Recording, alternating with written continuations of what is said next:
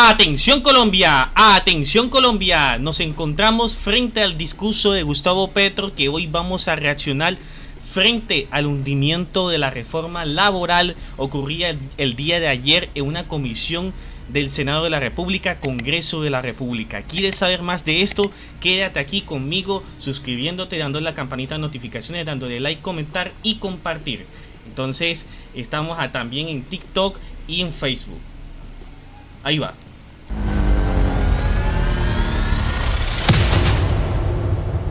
Sí, señores, estamos acá frente a una realidad, y es que el Congreso de la República no está a favor de las reformas sociales emprendidas por este gobierno, por el gobierno del presidente Gustavo Petro.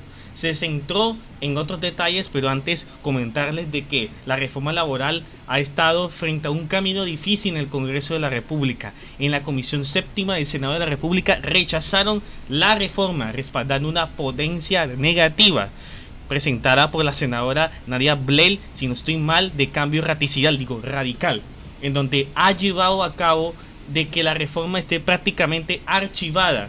Entonces ya se ha expresado obviamente la oposición celebrando a bombos y platillos, en donde esa gente que votó en contra de la reforma laboral básicamente se están ganando millonarios salarios, porque claro, desde su posición les encanta votar en contra del pueblo, mientras que si lo hacían a favor, eso perjudicaba sus intereses, por lo que vemos aquí.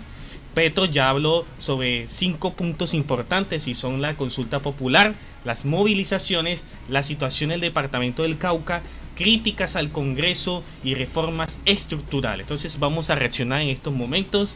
Entonces ya saben. Buenas noches, colombianas y colombianos. En el año 2021, Colombia participó, fue testigo y protagonista al mismo tiempo de el estallido social. Ahí va. Allí, unos criticando, otros apoyando. En general, la juventud de Colombia decidió que era hora de abrir las oportunidades para ella y para el país. Al lado se juntaron los indígenas, al lado se juntaron los obreros, al lado se juntaron las amas de casa de los barrios populares, las mujeres jóvenes, porque sentían que era el momento, después del COVID, después de la enfermedad, después de un gobierno que ante la enfermedad quiso poner impuestos a la sopa y a la comida, que era el momento, ante tanta desigualdad y hambre generada por la injusticia, por la tiranía y por la misma enfermedad, que había que cambiar a Colombia. Pocos quizás entendieron ese mensaje popular. Quizás lo único que pensaron en las alturas del gobierno y del Estado de ese entonces era que había que matar, era que había que encarcelar a miles, era que había que quitar ojos, era que había que envenenar con gases los barrios populares, era que había que enseñarle al pueblo que hablar es terrorismo, decían, y que hablar es pecado y crimen, y los condenaron incluso a la cárcel, a la muerte. No supimos quizás entender como sociedad qué significaba el mensaje central de esa juventud y de ese pueblo que de los rincones de las grandes ciudades de Colombia salían a hacer una barricada y prender una hoguera. Bueno, básicamente está recordando el compromiso que el gobierno tiene frente a personas que marchamos, porque yo también me incluyo, marchamos contra el gobierno de Iván Duque, contra el establishment y de reformas en su momento, comenzando que eso como que fue la gota que rebasó la copa, la reforma tributaria maquillada por el gobierno de Iván Duque y nombrada esa reforma con una forma de eufemismo que ahora mismo no me acuerdo. Vamos a adelantar un poquito, porque sé que no todos pueden estar viendo videos de 20 a 30 minutos. Vamos a ver. Consensos, Escucha. un acuerdo nacional alrededor de las reformas. Ahí va a hablar sobre la Lo reforma. que recibimos fue burla, engaño. Grandes próceres, entre comillas, de la oligarquía colombiana tratando de impedir que se hicieran las reformas en Colombia, tratando de mantener el orden injusto que dejaron después del COVID y que quizás ya tiene un siglo en Colombia, 2 siglos. Un orden que nos ha llevado a ser el país más desigual del mundo, pero que también nos está llevando, por la misma razón, a ser uno de los países más violentos. La vida pareciera escaparse en el país de la vida. Bueno, pues ahí comienza a hablar un poquito de la situación en el departamento del Cauca. En el país de la belleza, en donde por circunstancias geológicas hay como una especie de explosión vital de la naturaleza, pero al mismo tiempo los seres humanos que viven en esa explosión vital de los verdes, de la naturaleza y de la vida, se matan entre sí exclusivamente por codicia. Y esa muerte por codicia no es más sino la autodestrucción, la degeneración de nuestra nación, la posibilidad de perder una patria. La igualdad social, la justicia social, la justicia ambiental se levantaron como banderas políticas y ganaron las elecciones. Y el pueblo de Colombia, mayoritariamente en campos y ciudades, le solicitó al Estado construir justicia social, justicia ambiental. Bueno, pues básicamente le está recordando a esos oligarcas, entre comillas, presuntos oligarcas, hablando directamente al Congreso de que pilas, o sea, el pueblo eligió pidiendo reformas. Y aquí se está haciendo todo lo contrario. Más adelante un poquito. Justicia social.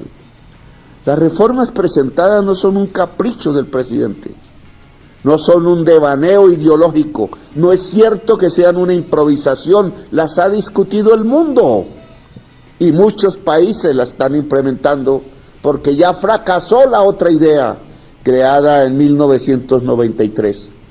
La de que un mercado actuando simplemente le iba a garantizar los derechos fundamentales a cada ciudadana y ciudadana de Colombia, y no fue cierto. Una minoría apenas se podrá pensionar en este país si no hay una reforma pensional. Ahí va. ¿Y por qué entonces no podemos hablar del derecho a pensionarse en Colombia? Como sí se habla en la mayoría de los países del mundo. ¿Y por qué no podemos pensar que hay un derecho a la salud y no negocio simplemente? Y que una persona que se enferma pueda ser salvada, si la ciencia y la tecnología lo permite, y no muera simplemente porque tiene que esperar a un negociante para ver si sus costos de su enfermedad son demasiado altos y se le disminuyen las ganancias. Para ver si la fábrica deja de ser una esclavitud, si el trabajo deja de ser esclavo. ¿Cómo así que Colombia tiene la jornada más alta de la OCDE y la más baja productividad? ¿A quién se le ocurrió que en el siglo XXI las ganancias salen de tratar como esclavos a los trabajadores y hacerlos trabajar entonces 12 horas, 13 horas y no pagarles sus horas extras ni el trabajo de sus festivos? Claro, porque es que miren, se los pongo así. Hasta antes de una ley que ahora que eso se andan como tirando pecho, el uribismo, lo que trata es que pasarían de las 48, creo que hasta las 40 horas, si no estoy mal, y que eso iba pasando de forma progresiva. Pero estos son pañitos de agua tibia, porque la misma situación económica de los trabajadores sigue siendo mal. O sea, a veces terminan más tiempo de lo necesario y no les pagan las horas extras, ¿sí? Esos mismos. Entonces, y sí es cierto, o sea, el tema de que exista más hora de trabajo no necesariamente signifique más productividad. Hay muchos estudios donde demuestran eso.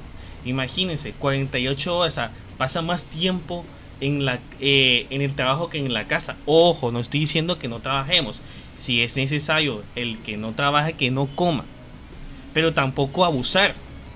Porque aquí en Colombia estamos acostumbrados a ver ese tipo de situaciones. Vamos a adelantar un poquito. Aquí con el tema de la reforma laboral, que está hundida, está archivada.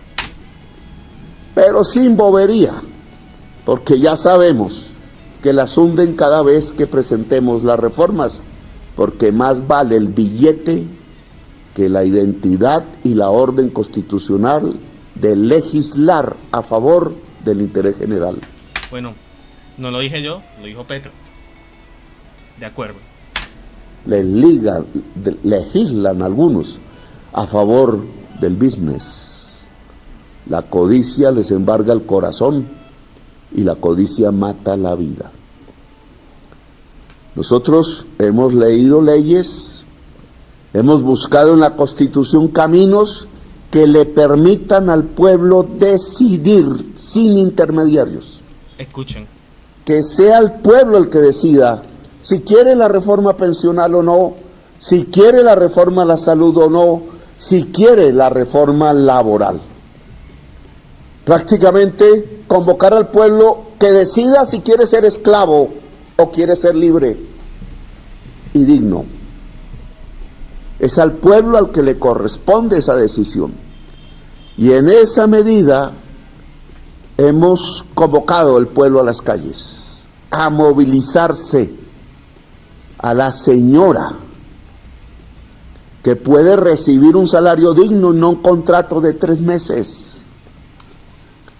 Al joven que puede tener un primer empleo con salario real. Al vendedor ambulante, al pequeño empresario que saben que si el pueblo de Colombia tiene mejores ingresos, venderá más y su empresa será más grande. La empresa es más grande no porque se le rebaje el salario a los trabajadores, sino porque si los trabajadores de Colombia tienen mejor salario, compran más. La empresa se agranda si vende más. Es la ley del capitalismo. Claro. Y eso implica salario digno. Bueno, entonces la pregunta mía es, los que tanto defienden el capitalismo no entienden ni siquiera ellos mismos que hay que... de ese detalle, ese principio. Entre más dinero, más capacidad de consumo. Y mayor capacidad de consumo significa mayor movimiento de la economía. Así de sencillo.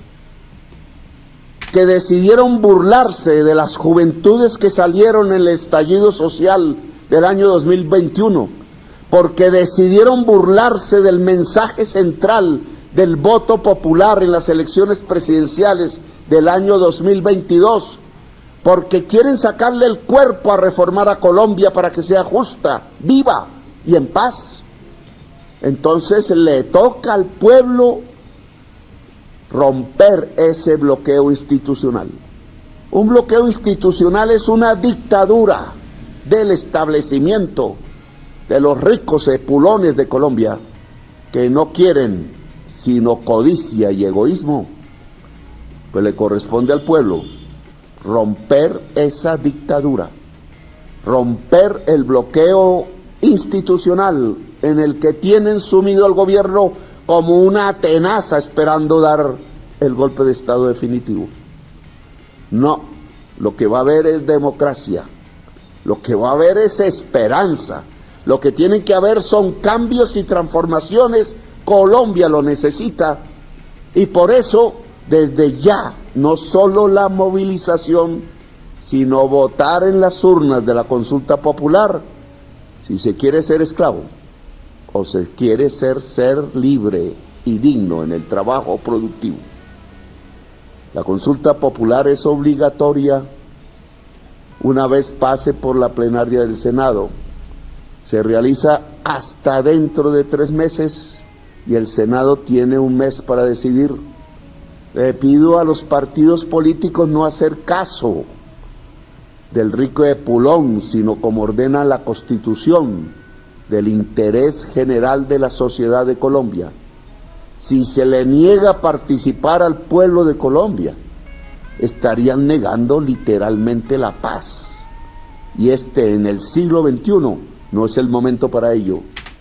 Básicamente, en resumidas cuentas, convoca a unas movilizaciones a favor de esas reformas.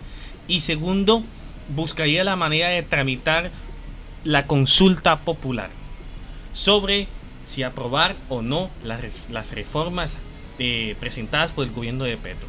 En todo caso, el turno es para ti. ¿Tú qué opinas de todo esto? Lo estamos leyendo en los comentarios. No se olviden seguir las redes sociales de YouTube, de TikTok y de Facebook. Siento ahí que ahí estoy tratando de estar lo más cercano a ustedes.